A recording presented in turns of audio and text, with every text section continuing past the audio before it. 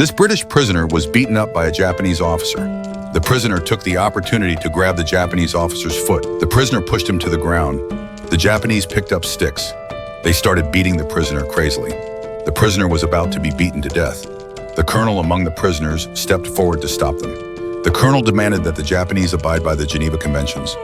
The Japanese officer ordered that the colonel be tortured. The soldiers stuffed a water pipe into the colonel's mouth. The colonel's stomach was filled with water. They hit his abdomen hard.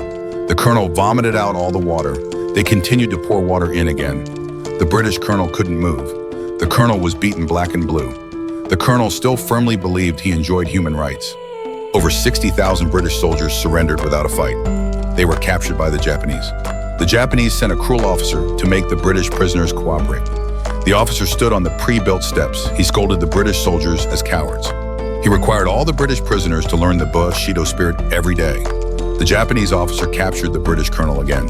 He demanded the colonel lead more than 60,000 prisoners to finish building the railway within 18 months. The British colonel cited the Geneva Conventions again. He scolded the Japanese officer severely. He stated that noble British people would never do hard labor. The colonel wanted to leave. He enraged the Japanese officer. He was shot dead on the spot.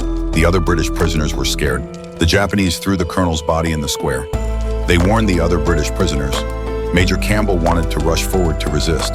His teammates stopped him. The British soldiers blew the bagpipes. They held a grand funeral for the colonel.